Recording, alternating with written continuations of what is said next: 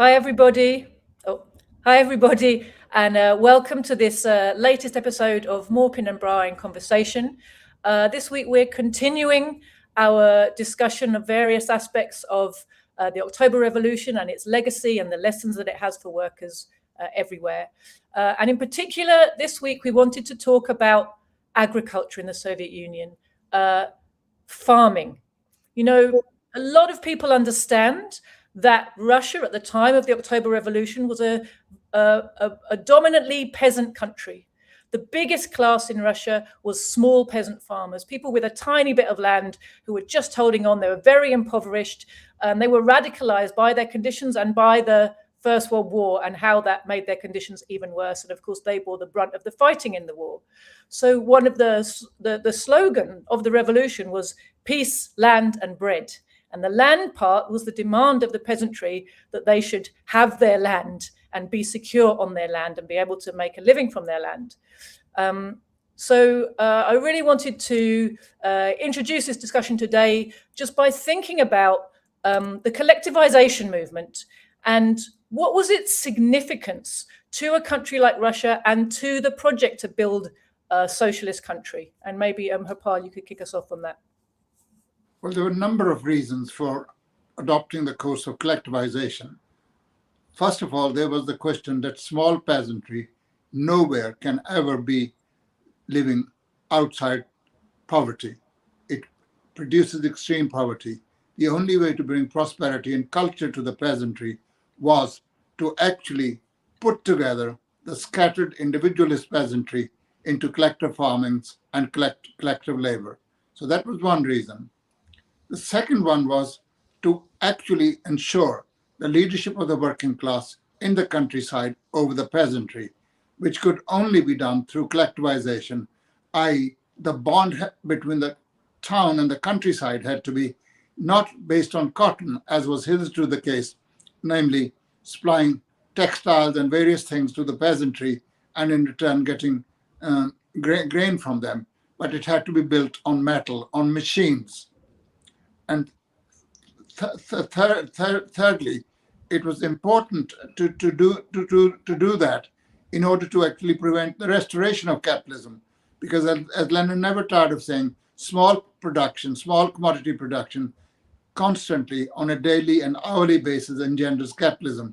And one way of preventing the restoration of capitalism was actually to collectivize the peasantry.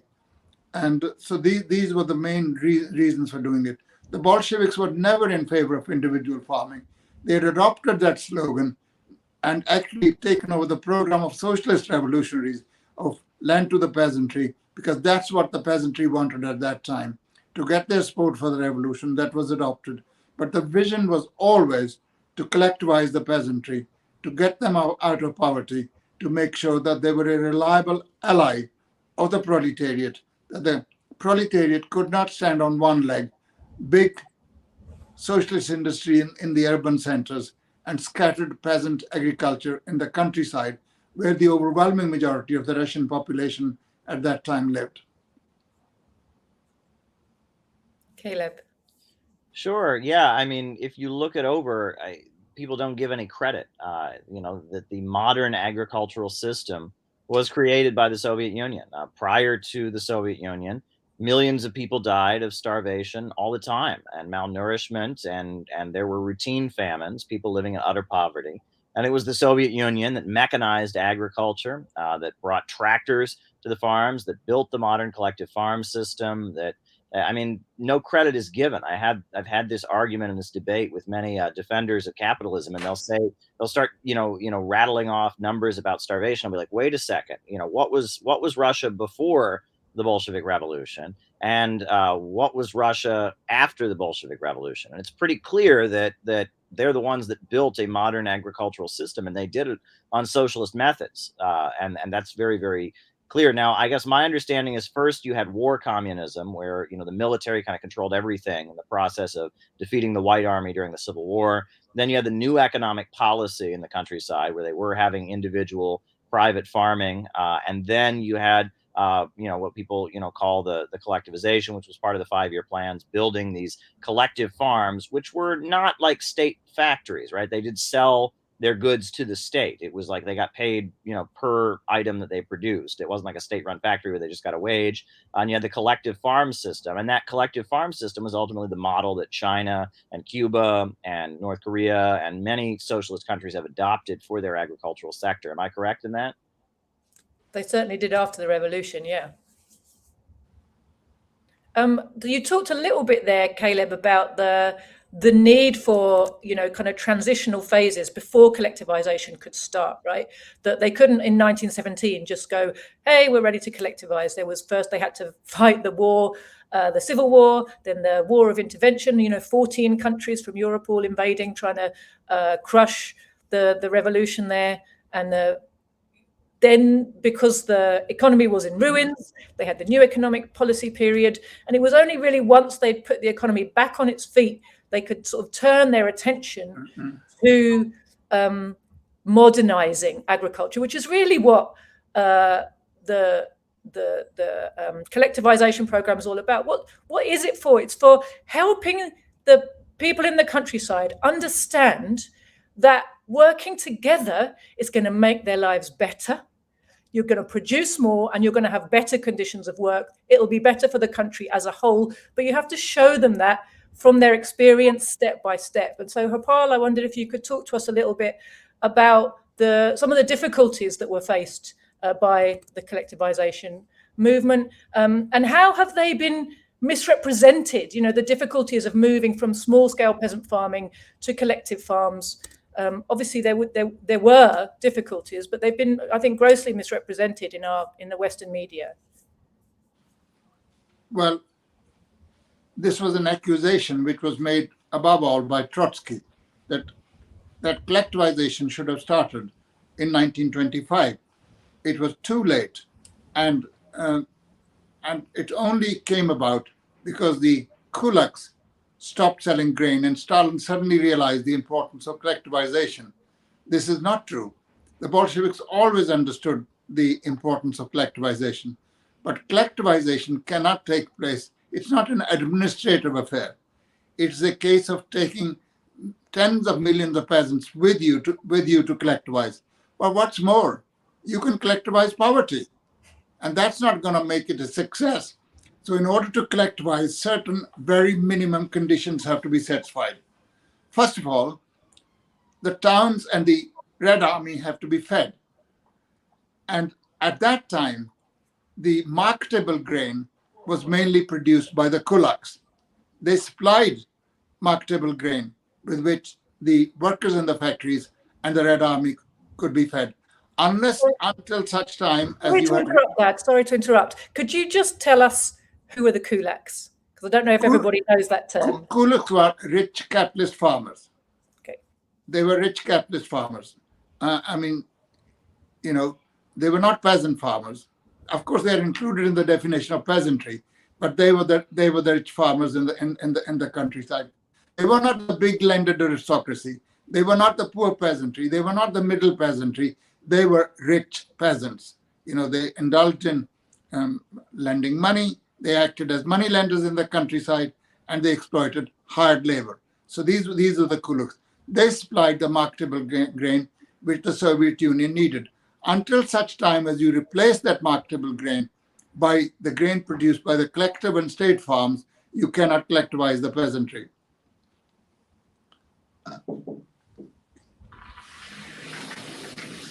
Sorry, we're being interrupted. You cannot collectivize. Secondly, the Soviet state had to be in a position to supply the peasantry with the wherewithal of it, namely tractors and machinery. Until such time as Soviet industry was able to supply that, collectivization would be to actually take the individual peasant farmer who plows with his hand to a collective farmer who also plows with his land, which really is an improvement in the sense they're doing collectively, but it's not much of an improvement. Thirdly, the Soviet state needed resources, funds, to actually help the peasantry with credits. And fourthly, it needed to persuade by example, which means that collective farms that were voluntarily over a period of time being established in the state farms had to actually act as model farms to persuade the peasantry as to how peasant farming worked. For example, there was a model state farm called Shevchenko. Peasants would come in big numbers, look at how the land was being plowed, how the harvest was being harvested machinery. And they suddenly said, we've never seen anything like that. And they go back and the whole villages would collectivize. So all these factors actually came up by the time of 1930.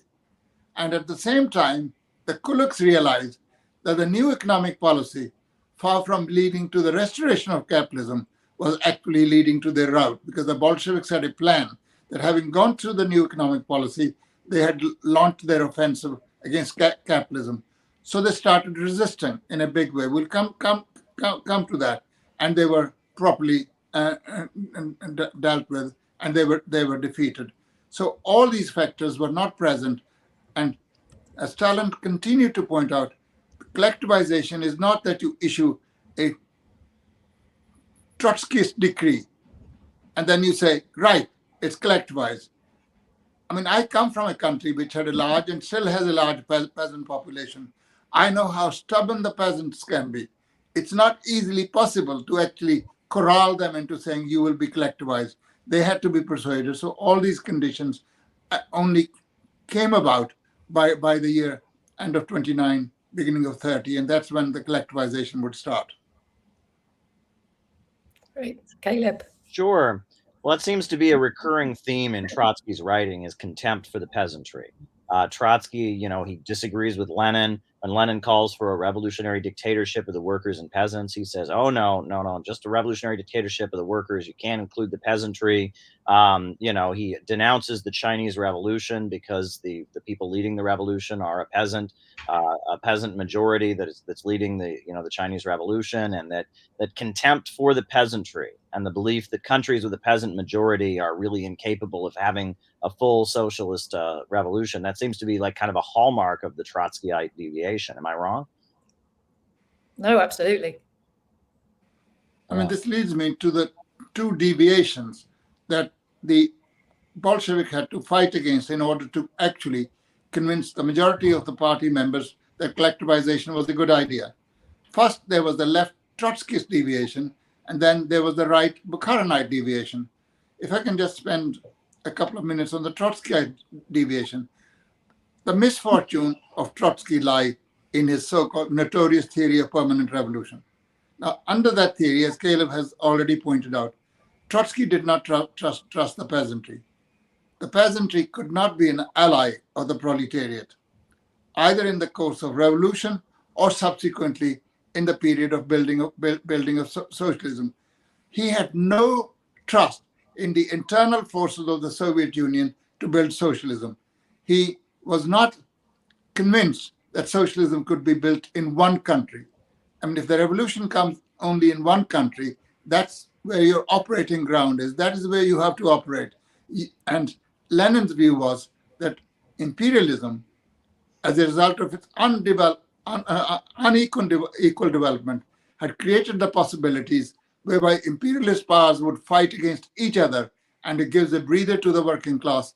And therefore, the imperialist chain can actually break where the link is the weakest. And Tsarist Russia proved to be the weakest link. And October Revolution happened in the largest, if you like, capitalist country. Even if it was a backward capitalist country, it was nevertheless a capitalist country. So Trotsky had absolutely no faith. That is his theory of permanent revolution. And he continues to use that theory to oppose the Bolshevik policy. And there are myriads of statements by Trotsky that if the revolution does not come in the advanced European countries, Germany, France, Britain, etc., there is no way that a Bolshevik Russia can stand its ground and be victorious in that struggle. It's a theme that runs through Trotsky before the revolution, after the revolution, and right up to the end of his life. He continued to repeat that mantra. While life refuted that thesis, Trotsky's view was, that mountain has got to come to Muhammad, that reality has to come to him. Reality must change. Well, unfortunately, Mistress Reality is a very cruel teacher. And that was not the case. Trotsky didn't believe socialism could be built in a single country. And that is actually what leads him more and more into opposition, and he eventually ends up in the pay of the intelligence services of major countries. Well, sure. I mean, he called for an independent Ukraine at a time that was the primary demand of fascists. And I mean, we're talking about everything going on with Ukraine now. I mean, when you look over the history, the fact that at the same time you had Stepan Bandera and Ukrainian nationalists aligning with Hitler, you also had Trotsky agitating for an independent Soviet Ukraine, wanting to break Ukraine from the Soviet Union. I mean, it seems pretty clear that he was collaborating with certain forces. Definitely. And then there is the Bukharinite deviation. Now, the Bukharin's belief was that there was no need to press on the kulaks.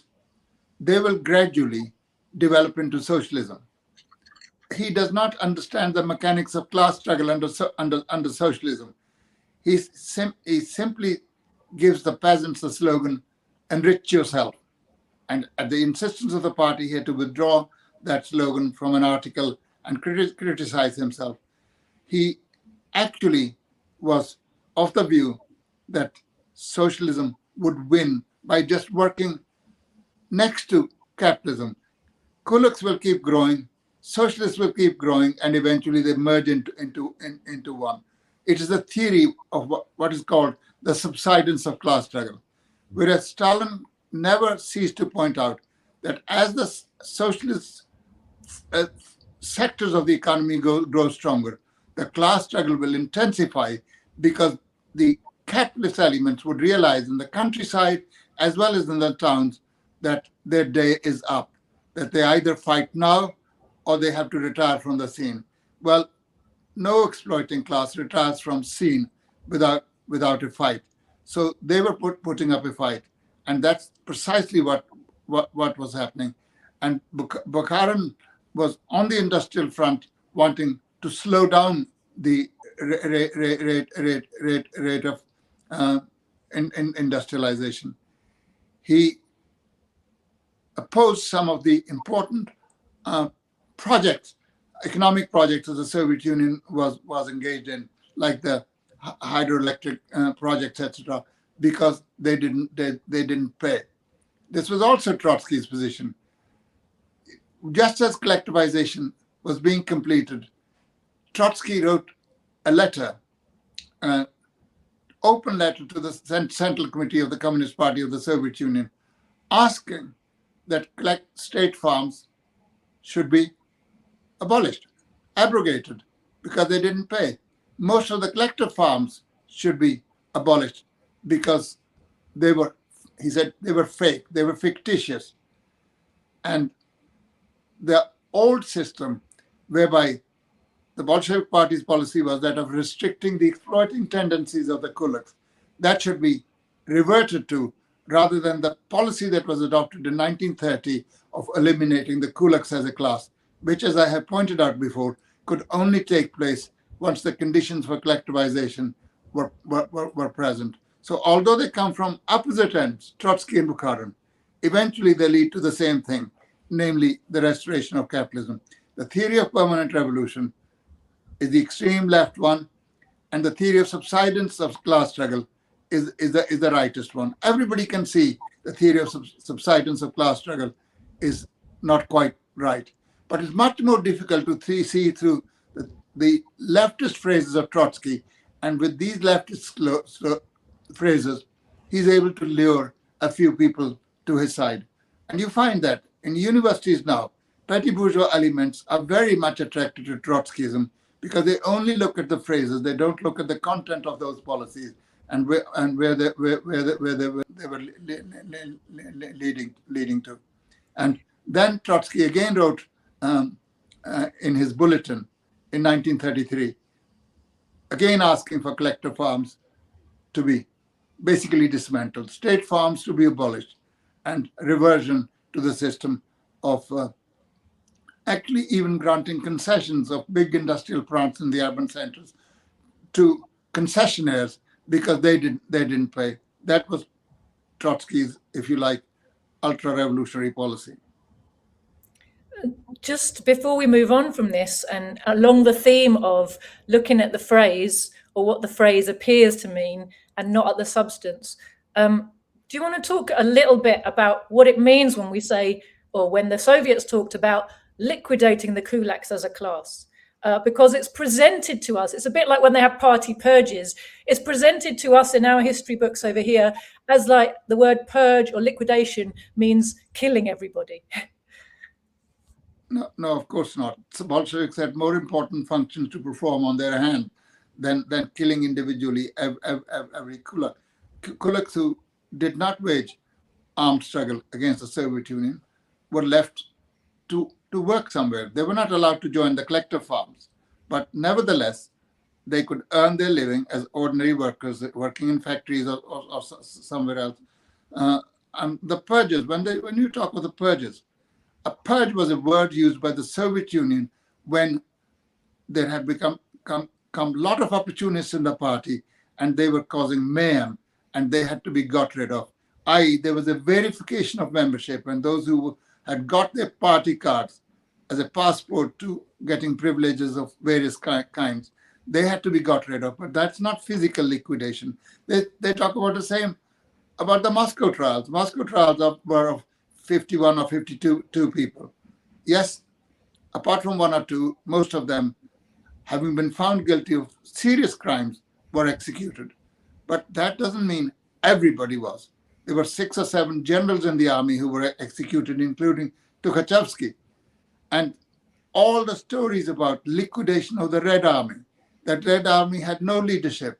The party had no leadership. The Red Army had been decapitated. The party was denuded of leadership. Well, the only way to test is in the most difficult of times, i.e. Second World War. Did the party show lack of leadership in the Second World War? Was the Soviet army bereft of brilliant generals? I could reel the names of more Soviet generals than I can name British or American generals. Literally dozens of Soviet generals who performed heroically and who helped in leading their troops into victorious battle against Nazism. So there's no question of killing everybody. But there's no question thousands of kulaks would be killed because they were not involved in a debate at Oxford Union.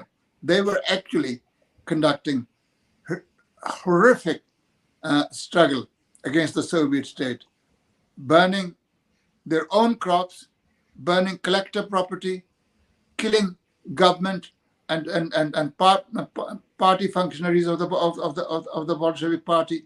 They did everything possible to obstruct it. And in that course of struggle, no doubt, probably thousands of kulaks were killed. As Mao Zedong said, revolution is not a walk in the garden. It involves killing. If you're frightened of breaking eggs, you can never make an omelette. It's not. Take any revolution. Forget about the socialist revolutions. Americans had their war of liberation. How many people did it kill? 8 or 9% of the then population. Americans had a civil war from 1861 to 64. It wiped out about 8 or 9% of the American population. And there's no point saying how many people did George Washington kill? How many people did Abraham Lincoln kill? Well, of course, as the head of state or head of government, you can hold them responsible. But the responsibility is on two sides. Those who are waging the struggle on behalf of slaveocracy and those who are waging the struggle to preserve the Union and possibly to abolish slavery. Because Abraham's view was, with slavery, if that's the only way to preserve the Union, and without slavery, if it must be. He wasn't motivated solely by a desire to get rid of slavery. He was motivated by a desire to preserve the Union of the American state. So people get killed, and no doubt they were killed in the course of collectivization as well. But nobody asked how many Bolshevik functionaries were murdered by the kulaks. Nobody asked how many libraries were burnt by the kulaks. just the same as the jihadis let loose by the Americans in Afghanistan. Killed school teachers, killed the members of the People's Democratic Party, destroyed hospitals, clinics, schools, etc. Nobody talks about that. They only talk about the progressive side being involved in any killing. Absolutely, and of course they totally discount the everyday killing that is a part and parcel of the capitalist system to such an extent that we just sort of shrug it off as like, well, that's just life. People dying from poverty and malnutrition and disease and war every day all around you. Oh, nothing you can do about that, is there? But the second that people die in trying to get rid of that system that's killing people all around them every day, that's a terrible crime. I mean, the double standard is astonishing, actually. And if you want to really see, like Gopal said, or I'm sure Caleb has said this before as well, that, if you want to see, who's killing more, you only have to look at the birth rate, right? When was the birth rate really high in the Soviet Union or in Russia? It was during the Soviet period. Before, what was the mortality of children, adults, and all the rest of it? After, the biggest crash Russia ever saw in its birth rate came, the year after the restitution of capitalism.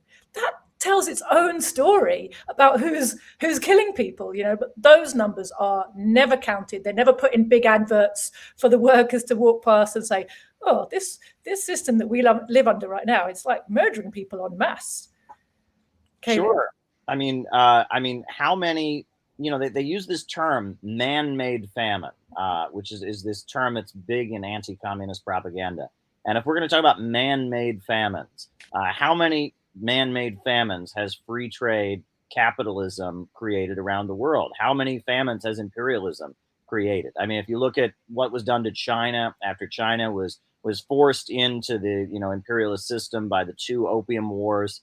If you look at what was done, in the Philippines, in India, in Ireland, there was, that great potato famine that they look back, and it was caused very much by the policies of the Whig Party and the free market policies and land seizures in Ireland, and it led to millions of deaths. All over the planet, you have famines created by imperialism. And people die as a result of free trade and global capitalism being imposed on developing countries, driving living standards down. And, when I was 12 years old, I went to Ecuador. It was 1999. And, I was just a 12-year-old kid, and we get off the airplane and we see all kinds of desperately poor people. I'd never seen that level of poverty in my life. Well, what had happened was that was caused by the fact that Ecuador had been forced to give up its own currency and adopt the U.S. dollar. It had been forced basically to privatize all of its state industries by the IMF and the World Bank, and the Asian markets collapsed, and you had an agricultural collapse due to some weather conditions, and you had a situation where, because of imperialism and neoliberalism, hundreds of thousands of people were dying and fleeing Ecuador in 1999 when I was there when I was a kid. I mean, all over the world, capitalism creates unnatural deaths by starvation and famine,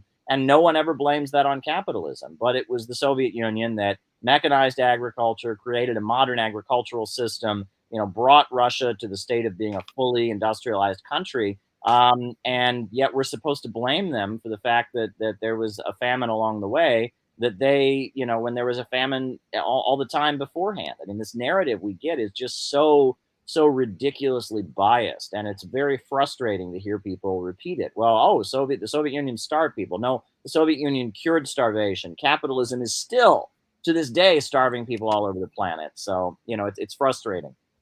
It definitely is. And that's something I think that's really worth people emphasizing who do understand that when we're told in China after the revolution they had a great famine, in Russia after the revolution they had a great famine, it's like, no, socialism in China, socialism in Russia put an end to the regular famines that came every year, every other year, to the countryside, to the towns, to the poor people generally. They put an end to famine.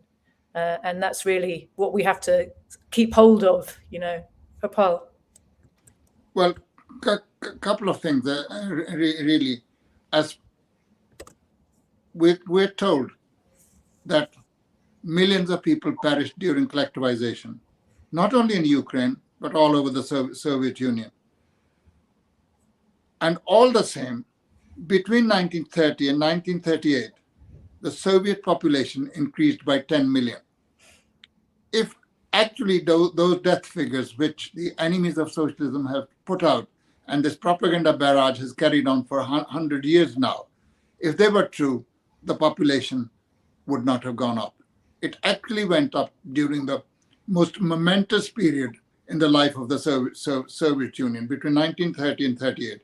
And the most difficult period was between 1930 and 33. And during those 3.5 to 4 years, the population increased by 6 million. And then it increased by another 4 million between 33 and 38. And so that's one straightforward thing. In ordinary times, we live in peaceful times, i.e., if you're not in Afghanistan, if you're not in Syria, if you're not in Iraq, if you're not in Libya. So what is this peaceful existence?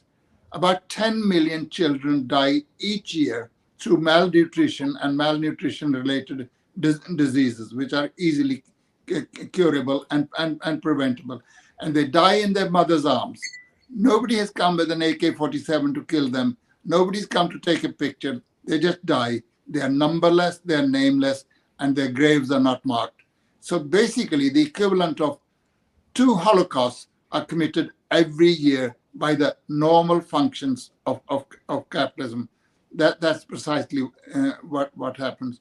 So, and what's more, in Tsarist Russia, for example, although people were starving, Tsarist Russia was a big exporter of grain. Now, that did not take place in the Soviet Union until such time as the Soviet Union was able to feed its people, and there was excess of grain, which the Soviet Union did export in order to buy machinery. But that was during the first few years of industrialization. By the time the industrialization was finished, the Soviet Union was reliant on foreign imports of machinery to no more than 5%. They built their own industry. There was no need to do that. So we're going to come to Ukraine later on.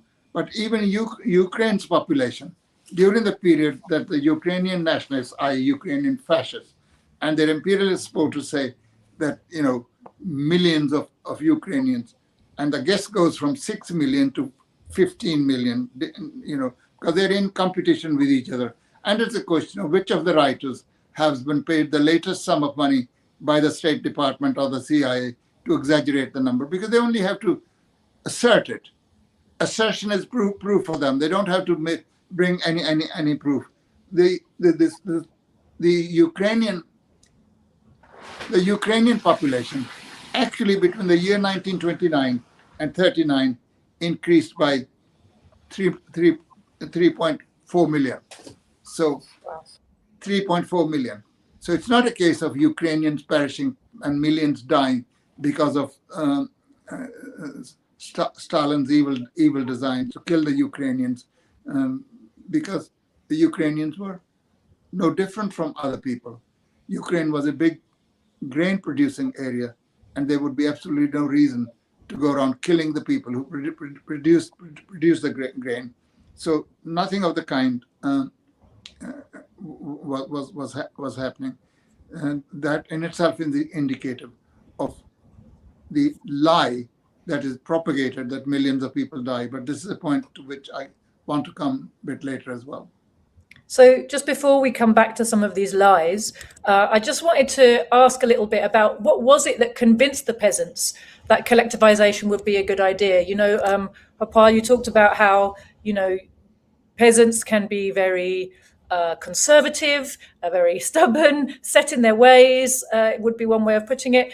And their demand at the time of the revolution was land. And their idea of ultimate happiness was, I own my farm and I work my farm, and that is my aim in life, is to be in that situation with a little bit of security. And, the revolution gave them that, but it wasn't content to stop there for the various reasons you've outlined. How were they persuaded that it would be a good idea to go to collectivization? And could you tell us a little bit about some of the successes of collectivization? Sure. Well, first of all, why they were persuaded. First, there is a negative aspect that since the October Revolution, the farms were being split further into smaller and smaller farms. And they actually were leading to a tremendous amount of differentiation among the peasantry. Majority of them sinking into poor peasantry and a few becoming rich peasants and kulaks. That was the negative experience. The positive experience was that over a period of something like 8-9 years, the Soviet Union had implanted the seeds of communal life among the peasantry through the cooperative movement. If you read Lenin's article on cooperatives, he actually has a plan for the NEP and bringing back the offensive of socialism, i.e., implanting communal life through marketing and supply cooperatives, and then, of course, the highest form of cooperative, producing cooperatives, which is what we call collective farms. So there were a few collective farms. And they were also set up by the Soviet Union, state farms, which were actually owned by the state, where not only the means of production, but also the produce belonged to the state. And they acted as models for the Soviet peasantry, who were taken there on tours in the countryside to see the results of collective and state farm cultivation of land. And they were persuaded by that. There's no way force could be a substitute for that. Force makes for repression. It does not make for economic development. And the Soviet peasantry were persuaded, and they were huge number. They were huge number. And the Soviet Union, obviously through its policy, was able to convince the peasantry to turn towards the collective farms. And then again, it took several years before everybody agreed to collectivize. At the end of the first 5-year plan, there were 15% of the peasantry who were not collectivized. If force was to be used, surely it's much more easy to use it on 15 remaining percent than on those 85% who already collectivized. No, they just eventually saw reason. And by the end of the second 5-year plan, literally, apart from few relics of few thousand, every peasant farm had become part of a collective farm movement and part of collective farm production. That's what happened. By the end of the second 5-year plan, the Soviet Union, and this really is a remarkable feat, instead of being a country of 25 million individualist small peasant farmers, became a country of just over 200,000 large collective farms, where the means of production were owned by the state, where the farms had the support of machine and tractor stations, and of course, also during the collective farm movement, the Soviet proletariat sent 23,000 people from the towns into the countryside to help establish collective farms, because they needed skills, how to keep accounts, how to run farms, have managers of farms and various things, and they helped them with that. So there was tremendous amount of solicitude shown by the Soviet state and by the Communist Party in order to actually persuade the peasantry that this was the way out of poverty. Nobody wants to live in poverty. But of course, if they're ignorant, they think their 1.5 acre is the be-all and end-all of life. As Lenin said, every peasant wants to sit on his own dung heap. They don't even want to have a collective dung heap. But how do you persuade them?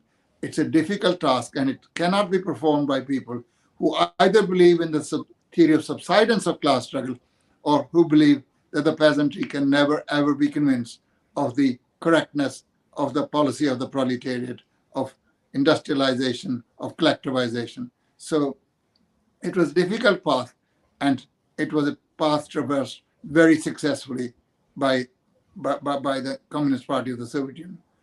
You ask for the successes of the collective farm movement. Well, the first successes I've already mentioned, that you had 242,000 collective farms instead of 25 million farmers. Secondly, they were taken out of the miserable poverty in which they existed before. The differentiation of the peasantry into rich and poor farmers stopped there and then, and most of the peasantry became, if you like, middle peasants. Culture was brought to the farms. So you went to a collector farm, they had a library, they had a school, they had a clinic, cinema. Cinemas were then coming. And Lenin also said cinemas are a great hope for the future because that is the screen that you use for propagating our message to the masses of peasants. So all that was coming instead of the peasantry being left behind and regarding the town as an enemy, suddenly began to see the town as a friend. And this really also laid the basis, if things were to continue on that basis, for the elimination of differences between, if you like, the town and country. They were not completely eliminated, but the differences were bridged very, very markedly as a result of this policy. So the peasantry could see from their own conditions what was taking place. So these were tremendous successes, if you like. But if you look at it, what the Soviet Union was able to do, it's just literally remarkable. If I give you just a few figures of what the Soviet Union supplied to the farms, whereas in 1928 there were only 35,000 tractors in the whole country. A year later, it was 72,000. In 1931, it was 125,000. In 1932, it was 148,000. In 1933, it was 204,000. Sorry about the figures. And by 1938, there were 480,000 tractors. By 1940, that's just before the war started, nearly 700,000 tractors. And after the devastating war against the Soviet Union by the Nazis, which destroyed thousands of villages, which destroyed thousands of industrial enterprises, which devastated thousands of collective and state farms and machine and tractor stations. In 1955, believe it or not, that's what, 2 years after Stalin's death, there were 1.5 million tractors. Now, which country at that time had 1.5 million tractors? The answer is none. And then there were machine and tractor stations, whereas in 1930, there were only 158. In 1940, there were over 7,000. And in 1955, 9,000. These were gigantic enterprises where every kind of machinery was put. And the collective farms came and hired that machinery from the state farms. So there was a system of payment between them. They usually paid in kind, i.e. they disposed of some of their produce and the collective farms received the aid. So these were tremendous achievements. There was no country of such centralized agriculture and such centralized industry as the Soviet Union. And there was no country which had as much machinery working on its farms. If people say the farms were poor and they didn't produce anything, how the hell do you maintain these farms?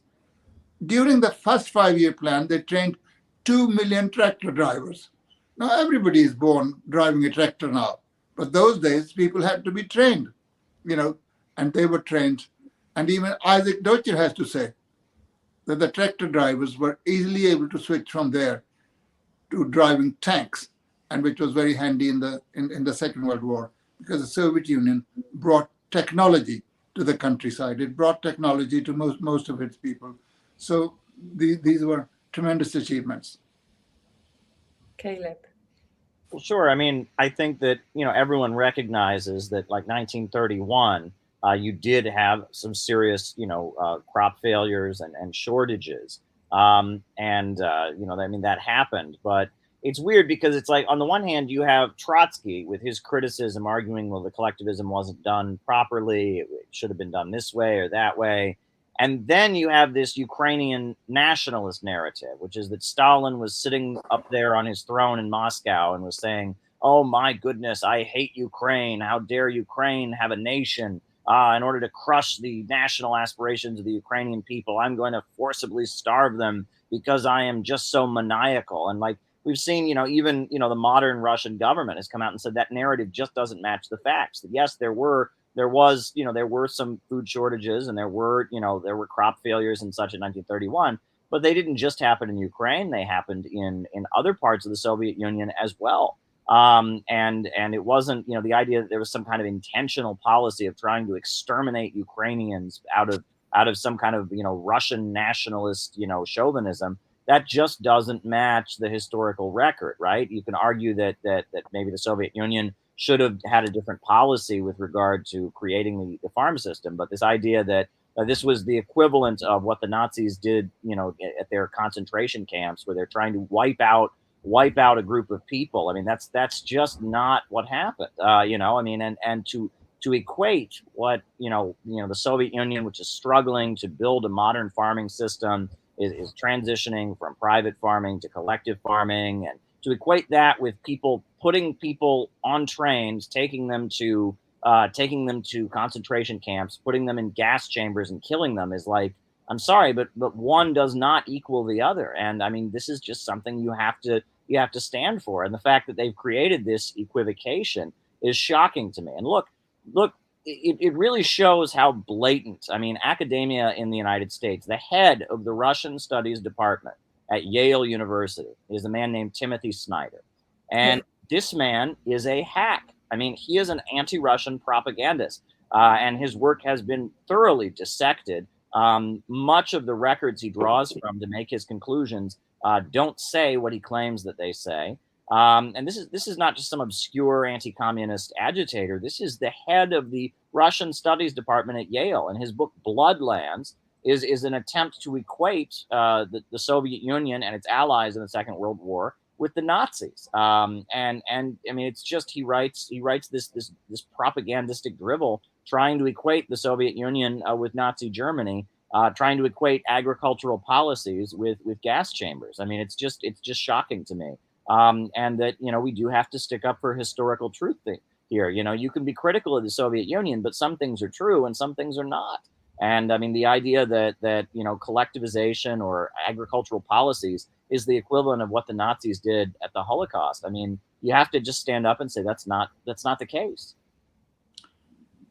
Well, can I? Please. Yeah. Well, the thing is, as I have mentioned on several occasions before, there's two kinds of collectivization. You either allow the poor peasantry, by the workings of the law of capitalism, to disappear through poverty and destitution and be driven off their farms, and therefore the land is in the hands of big farmers, and that's collectivization under capitalism. There's a collectivization under socialism of the type that happened in the Soviet Union, which is without in any way harming the peasantry, but actually introducing them into a life of prosperity and culture. So it's between you. It's really not a technical question. Technically, the bourgeois and the proletarian disagreed that small farm is not a productive, viable option.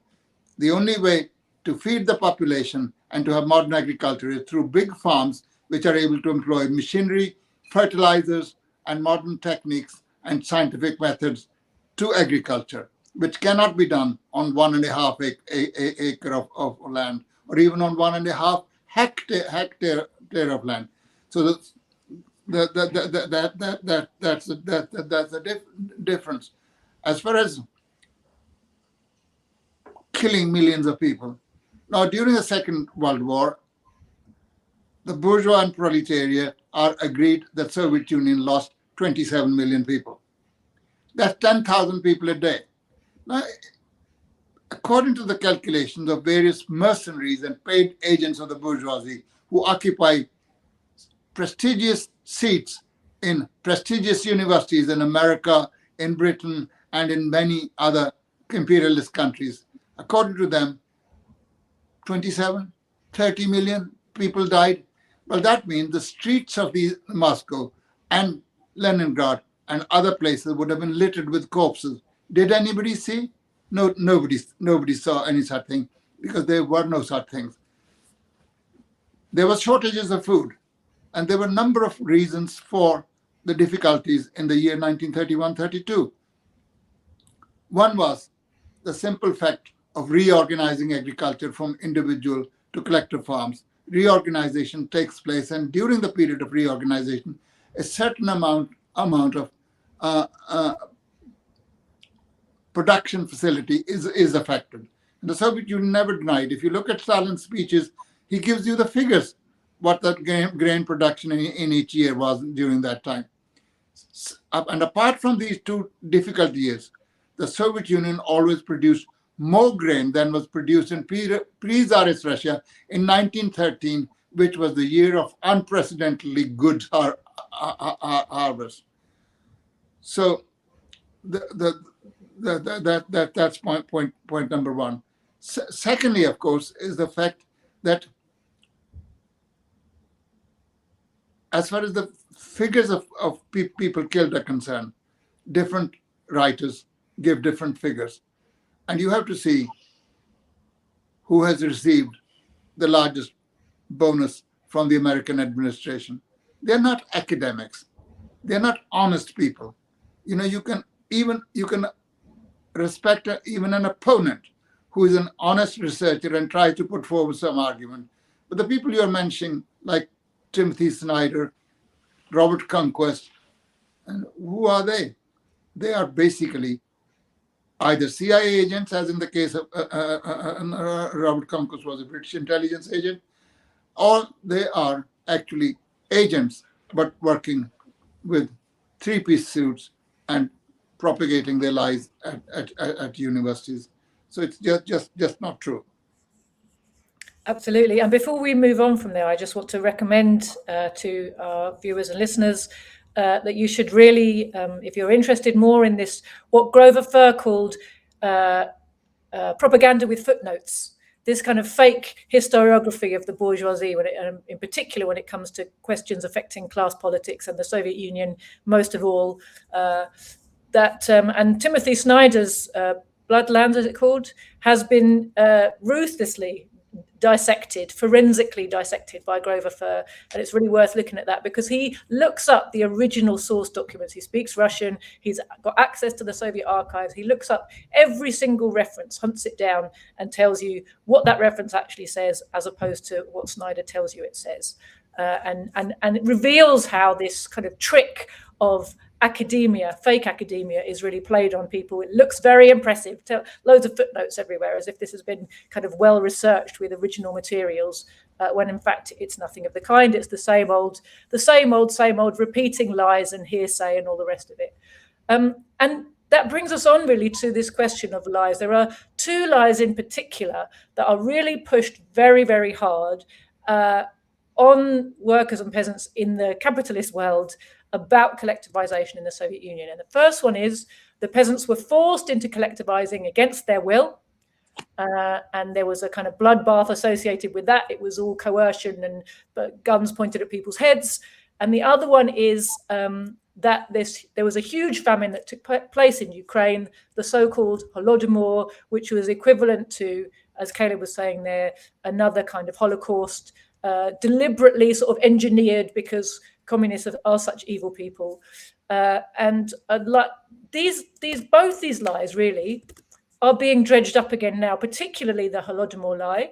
But both of these lies are being pushed very hard, have been ever since sort of the time, and particularly since World War II and the Cold War. But they're coming back around again now. And I wonder if you could talk a little bit, I'll start with Caleb actually, about the lies and about why now they're being pushed again.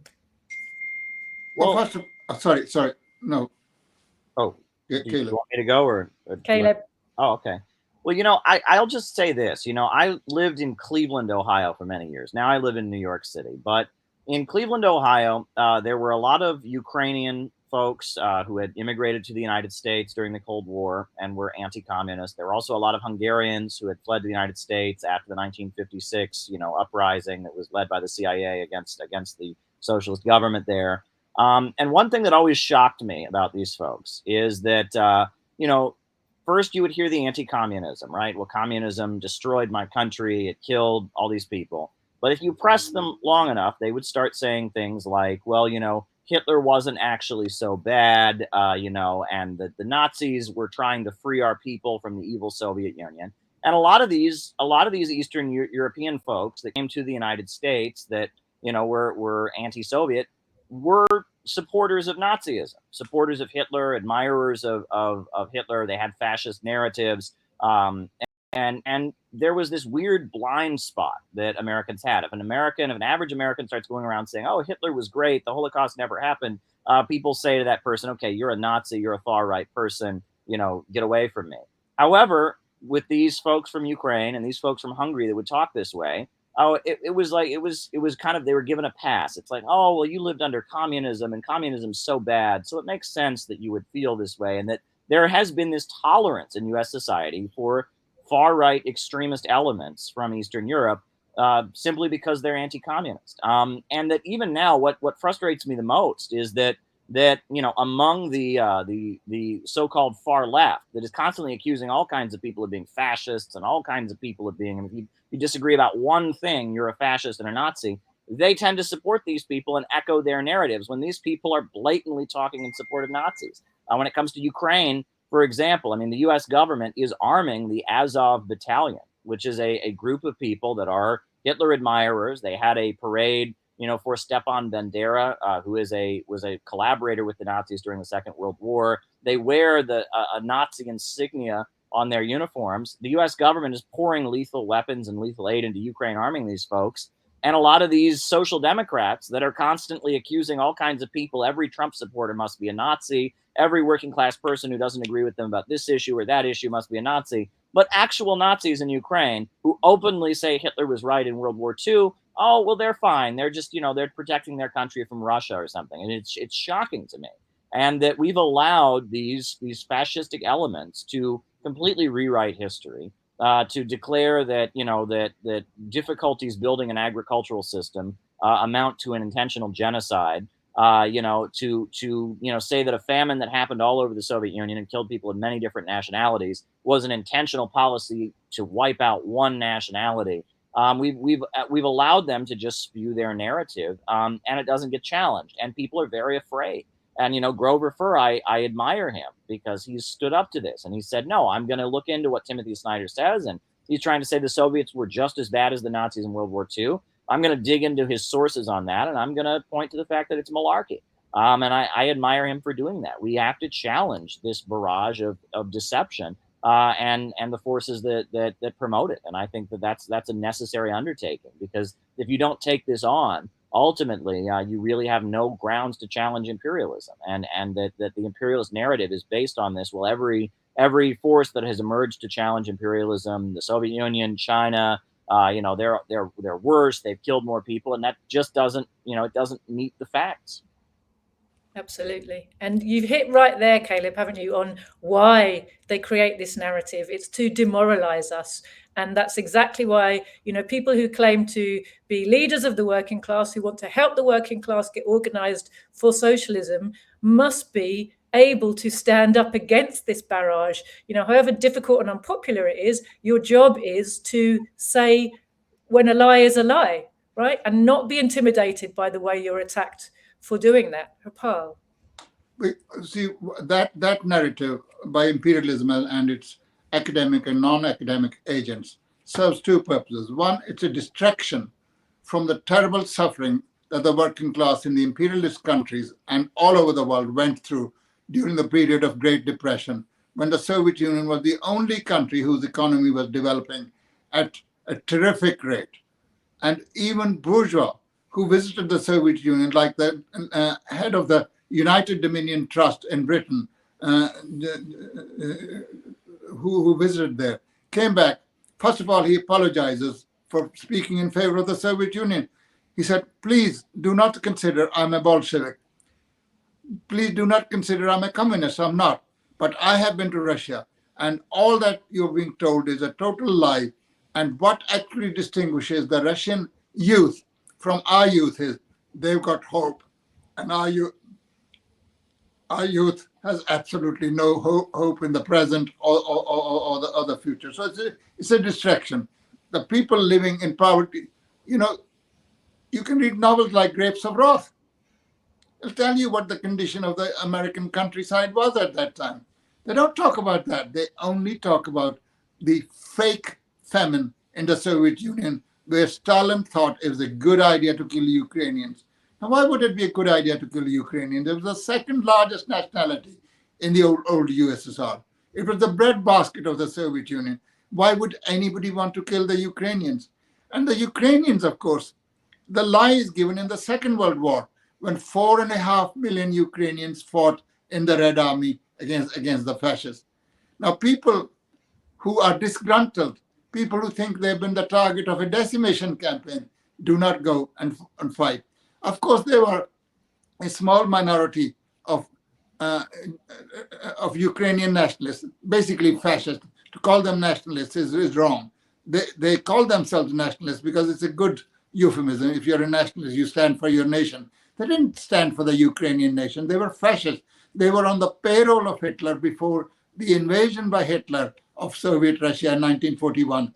And when they entered Ukraine, who were the German army, fascist armies led by? The Ukrainian fascists. And in the first 8 days of being in Ukraine, they killed over 100,000 Jews. The ideology of anti-Semitism, of racism, of fascism runs through Ukrainian nationalism. And that's what was happening. And thanks to the patriotism, Soviet patriotism of the Ukrainian people, they actually joined the rest of their brethren from Russia, from Kazakhstan, from Tajikistan, from Georgia, and everywhere, from various national minorities to defeat the Hitlerite fascists.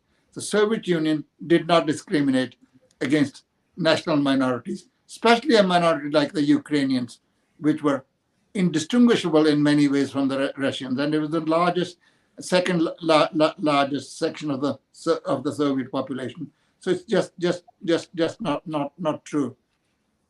The Ukrainian, I mean, the story actually about the Holodomor, or whatever it's called, the Ukrainian Holocaust, was started by an article that appeared in 1935 in the Hearst press. Now, Hearst was America's fascist #1 at that time. In 1934, he'd gone to Germany and met Hitler. And the article was written by a certain Mr. Walker, Thomas Walker, who was presented in Hearst press as an expert on Russia who had spent several years in Russia and that a journalist. It turned out later on he was an escaped convict. His name was Robert Greene. And at his trial, he admitted that the account he had written of Ukraine was fake, and the pictures he had shown were fake, because these pictures related not to Ukraine of 1932-33. They related to pictures of the aftermath of the Second World War in Austria and in Russia, where there was a famine. In Russia, there were 3 million people who died of famine, but that was because of the Civil War and the war of intervention. Sorry, do you mean World War One there? First World War. After the First World War. After the First World War, yeah. So these were the pictures taken then, but they were conflated with saying, well, these are from Ukraine, starving children, dying people in the streets, etc. They were shown as such, but it had nothing to do with it. At the time, there was an American journalist called Louis Fisher, who was living in the United States at that time. He exposed this whole thing, saying it couldn't be of that period because he lived in Russia and he knew that this was not the case. And he also said, why had the Hearst press waited 10 months before they published this article? The report apparently had been sent to them by Walker in 34. Why did they wait till 35 to publish it? And then he also said that he was in Russia and he saw nowhere any signs of people dying of starvation. In Britain, there was somebody called Sir John Maynard, who was an expert in famines, and he analyzed the figures. He'd been to Russia, and he said, "There's no way there was a famine in Ukraine at that time." The French ambassador, the French prime minister at the time, Edouard Herriot, also published that he'd been to Russia at that time and there was no sign of famine. But notwithstanding that, these figures continue to be published. And then, of course, they became scandalously high, whereas Mr. Walker, who was himself a fraud, whose pictures were a fraud, whose story was fake and everything. He had put the people dead in Ukraine at 6 million. Then came Robert Conquest with his Harvest of Sorrow, which was published in 1986. He ups the number to 17 million. So because it's a higher number, every imperialist and their flunkies accept that number to the case. And there's a very well-known, I don't know whether he's still alive, very well-known American historian, J. Arch Getty. Now he exposed these stories. He said these are all anecdotes. They're stories like the Bukharin's wife met so and so in a prison camp who told her so and so. Now how do you verify any such story?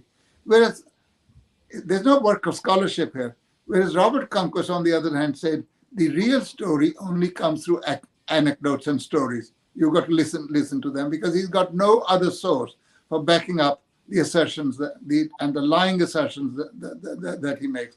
And based on that, of course, films were produced, and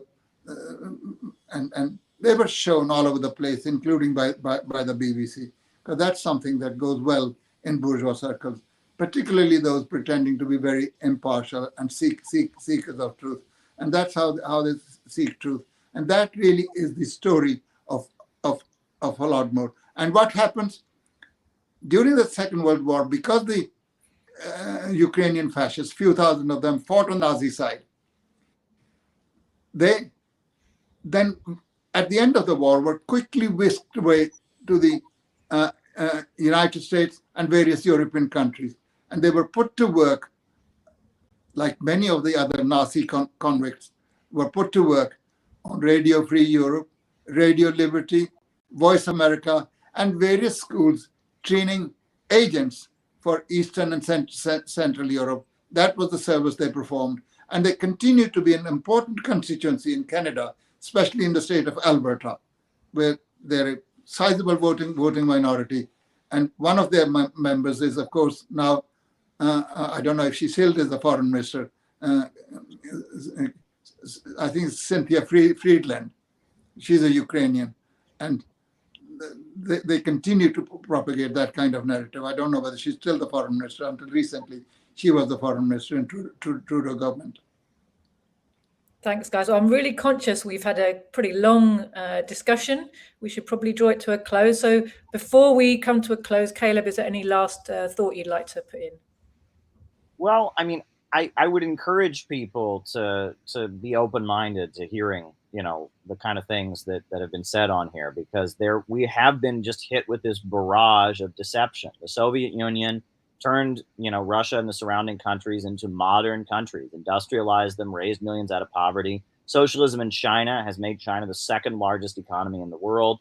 But yet we're continued to be hit with this allegation that somehow socialism starves people. Socialism makes people poor. And it's like the historical record points to the opposite pretty blatantly. So I think it's important to challenge these assertions that are being made and to kind of look into the details, and that often things are very, very complex. When people, developing an agricultural system is not an easy thing. You don't get handed a blank slate and you can just draw anything on there. I mean, you're dealing with the conditions in the country. It's a policy. And I mean, we all know that there were hardships along the way in building the Soviet Union.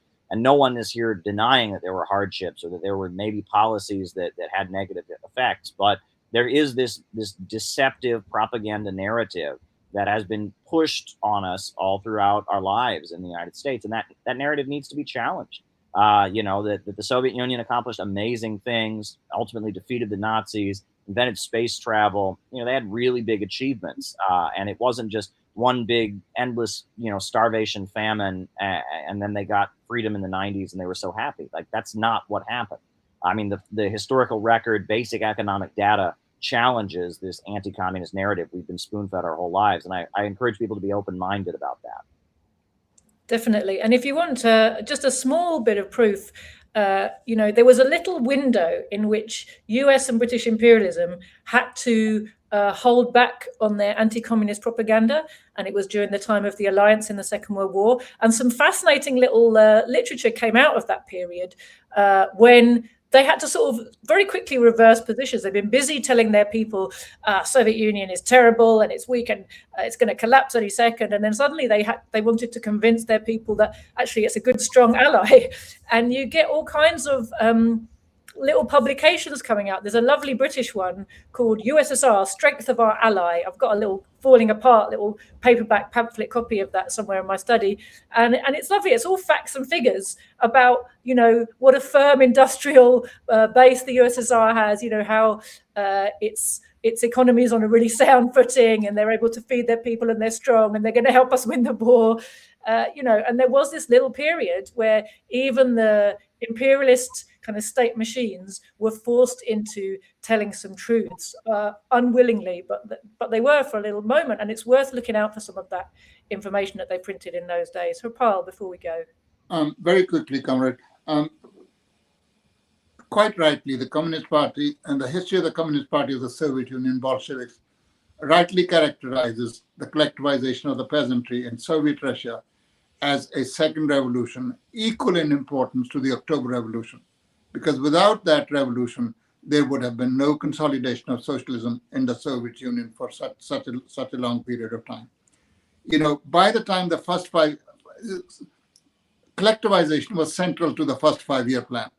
And by the time the first 5-year plan was finished, the Soviet Union not only had collectivized the peasantry and brought them onto the path of collectivism and opened a path to culture, whereby an illiterate, ignorant, uncultured population was becoming an enlightened, cultured, and population, being taught in higher schools, middle schools, lower schools, in the dozens of languages of the various nationalities of the USSR.